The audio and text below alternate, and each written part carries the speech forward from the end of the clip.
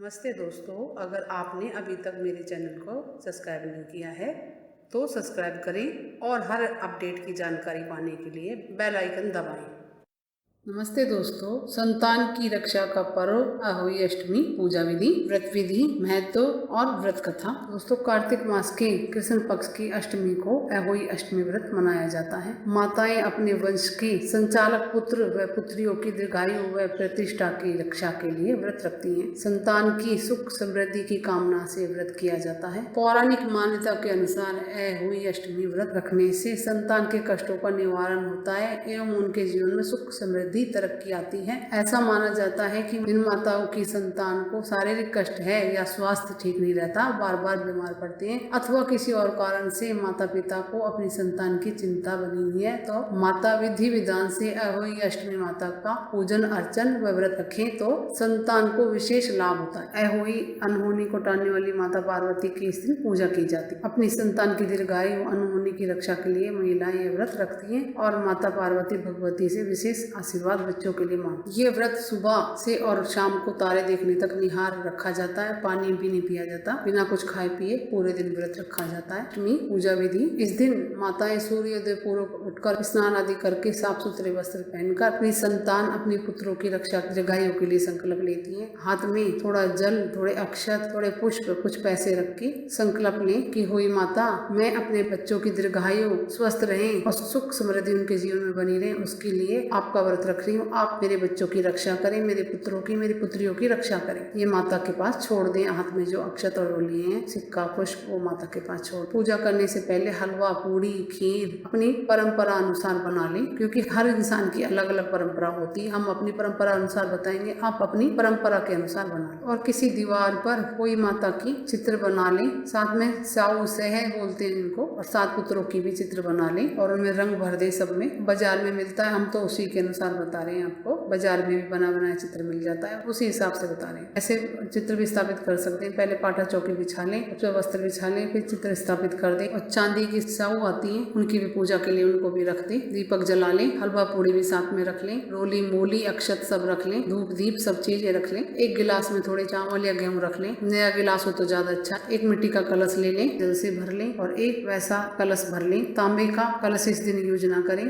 कांसे का, तांबा और कांसे का कलश यूज करने से संतान को कष्ट पहुंचता है, उम्र घटती है। इसलिए कोई अष्टमी के दिन भूल कर भी तांबे और कांसे का कलश यूज ना करें। पीतल का ले लें, स्टील का ले लें, चांदी का ले, उसमें भी जल भर दे, मोली बांध दे, कलश पे स्वास्तिक बना लें, 7 बिंदी लगा दें मिट्टी वाले कलश पर और ढक्कन के उसके ऊपर या तो फल रख दें या फिर हलवा पूड़ी की प्लेट रख दें मिट्टी के कलश के ऊपर। और जो चित्र बनाया है, चित्र लगा, कोई माता की अगर पुतली बनाई है तो वो, और चित्र लगाया है बाजार से लाया तो वो भी, उनको आप कुमकुम से तिलक लगाएं, अक्षत लगाएं, मोली चढ़ाएं, कुमकुम से तिलक लगाएं, अक्षत लगाएं। जो 7 बेटे बहू बने उनको भी तिलक लगाएं, अक्षत चढ़ाएं, मोली चढ़ाएं।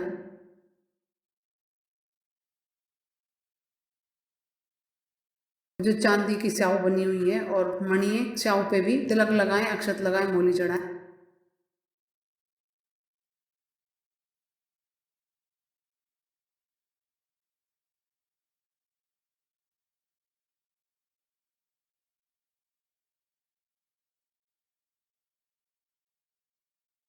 बहुत सारी जगहों पर मूली सिंगाड़ा भी रखे जाते हैं, आप रख लें, आपकी परंपरा है तो। अगर आपके पास पुष्प माला हो तो पुष्प को पहना दें। और कथा सुने तो 7 दाने गेहूं के हाथ में लेके कथा सुने, और कथा सुनने के बाद खीर, हलवा पूड़ी नैवेद्य बना हो आपके घर में, उससे होई माता को जिमाएं। जो दीवार पे बनी है उनको जिमाएं, उनको भोग लगाएं। 7 बेटे बहू बने हुए उनको भी भोग लगाएं, और जो चांदी की स्याऊ है उनको भी भोग लगाएं, हलवा पूड़ी खीर का, जो आपके पकवान बने उनका।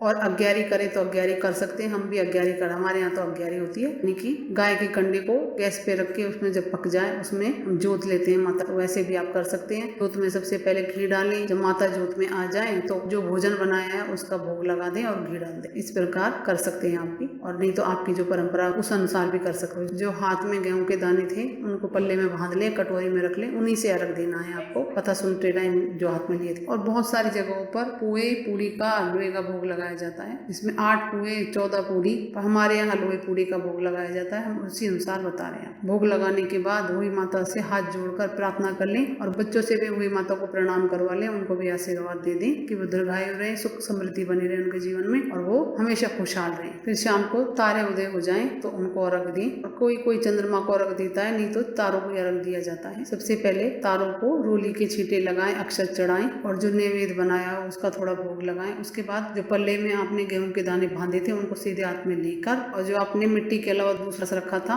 उससे अर्घ दे लें। मिट्टी का कलश रहने दें, जल से भरा हुआ। उल्टे हाथ से सीधे हाथ में जल डालते हुए और जो गेहूं के दाने हाथ में उनसे लेके अर्घ दे लें तारों को और एक परिक्रमा कर ले, हाथ जोड़कर प्रार्थना कर ले सुख समृद्धि के। और उसके बाद बायना निकालें, बया निकालें, निश्रद्धा अनुसार जो घर में बनाए उसको ले लें। पूरी हलवा उसको रख लें, उस पर थोड़े से रोली के छींटे लगाकर पल्ले में लेके पैसे जितनी श्रद्धा है उस हिसाब से 7 बार घुमा के सास या नंद जो भी है उनको बायना दे दें और चरण छू लें, आशीर्वाद ले लें। और जो दूसरे कलश में मिट्टी के में पानी था उसको रख दें, उसको दिवाली के दिन पूरे घर में छिड़क दें। और जो बेटे हैं आपके बच्चे उनको स्नान करे तो उनके स्नान में भी स्नान के जल में मिला दें। ये जल उनको हरी बीमारी से रक्षा करेगा, उनको स्वस्थ रखेगा। और घर में जो छिड़केंगे तो नकारात्मक ऊर्जा दूर चली जाएगी, पॉजिटिव एनर्जी आ जाएगी और सुख समृद्धि बनी रहेगी। और जो हुई माता का प्रसाद है वो थोड़ा थोड़ा अपने बच्चों को भी खिला दें और बच्चा ब्राह्मण को दे दें या किसी कन्या को दे दें। यदि निसंतान महिला होली अष्टमी का प्रसाद खाती है तो उनको होली अष्टमी की कृपा से संतान की प्राप्ति होती है। और जिनको संतान नहीं है वो इस दिन राधा कुंड में स्नान भी करते हैं तो भी उनको संतान की प्राप्ति होती है। और ये सब कथा सुनने के बाद, सब कुछ पूजा पाठ करने के बाद आप भोजन ग्रहण कर सकते हैं, लेकिन भोजन करने से पहले जो भी खाएं मीठा जरूर खाएं। और जो चांदी की श्याम माता है उनको गले में पहन लें। दिवाली पे या दिवाली के बाद कुछ भी अच्छा वार आए उस दिन उनको निकाल के गले से और गुड़ से जिमाकर वापस रख लें उठा के। अगर पुत्र की शादी हो या पुत्र प्राप्ति हुई हो तो 2 मोती डलवा लें हर बार और हमेशा नए मोली के डोरे में ही श्याम माता पहने। अब सुने दोस्त होली अष्टमी व्रत कथा, क्योंकि इसको सुने बिना आपका व्रत अधूरा है। होली अष्टमी व्रत कथा। एक साहूकार के 7 बेटे और एक बेटी थी। साहूकार ने सभी की शादी कर दी थी। अब उसके घर में 7 बेटों के साथ 7 बहू भी थी। साहूकार की बेटी दिवाली पर अपने ससुराल से मायके आई थी। दिवाली पर घर को लीपना पोतना था, इसलिए सारी बहुएं जंगल में मिट्टी लेने गई थी। भाभीियों के साथ साहूकार की बेटी भी गई थी। साहूकार की बेटी जहाँ से मिट्टी ले रही थी, खोद रही थी, उस स्थान पर श्याम माता अपने 7 बेटों के साथ रहती थी। मिट्टी खोदते समय नंद के हाथों श्याम माता का बच्चा मर गया। इस पर क्रोधित होकर श्याम ने कहा कि मैं तुम्हारी कोख बांधूंगी। श्याम माता का वचन सुनकर साहूकार की बेटी अपनी 7 भाभीियों से एक एक कर विनती करती रही कि वह उसके बदले अपनी कोख को बंधवा ले। 6 भाभीियों ने तो मना कर दिया। सबसे छोटी भाभी नंद की बात मान गई। छोटी थी इसलिए डर भी गई कि अगर मैं कोख नहीं बंधवाऊंगी तो सासू जी डांटेंगी, नाराज हो जाएंगी सासू जी, इसलिए उसने अपनी कोख बंधवा ली। तब उसके बच्चा होता और होली अष्टमी के दिन मर जाता। जब उसने निराश होकर पंडित जी से पूछा इसका उपाय, तो उन्होंने बताया, पंडित जी ने कहा सुरही गाय की सेवा करने की सलाह दी, क्योंकि सुरही गाय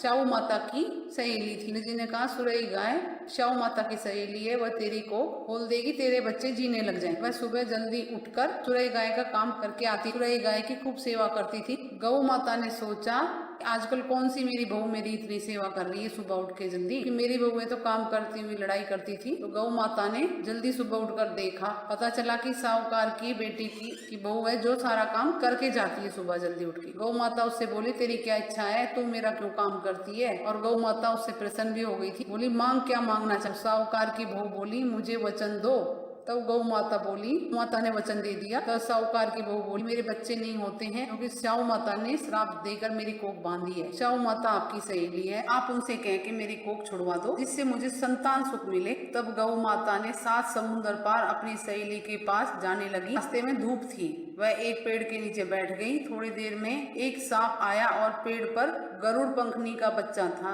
उसको डसने लगा।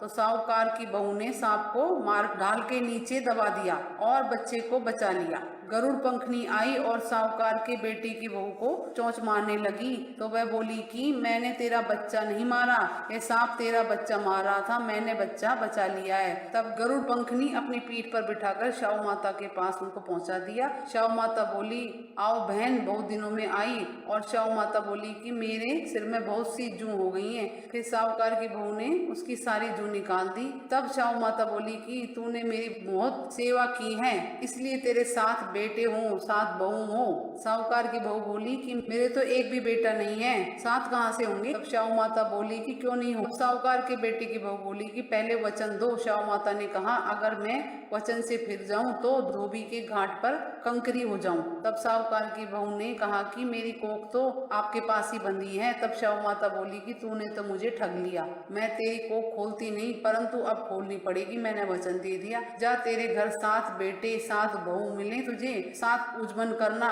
वही माता के साथ वही मांडना, 7 कढ़ाई करना। वह घर वापस आई तो देखा कि 7 बेटे 7 बहू बैठी हुई हैं, घर में बहुत धन हो गया है। उसने 7 वही मांडी, 7 उजमन करे, 7 कढ़ाई करी। अरे जिठानी बोली कि जल्दी जल्दी पूजा कर लो, तो वो रोने लग जाएगी क्योंकि उसके बच्चे नहीं है। रोने की आवाज नहीं आई। थोड़ी देर में उन्होंने अपने बच्चों को कहा कि तुम्हारी चाची की रोने की आवाज नहीं आई है, कोई क्यों नहीं है।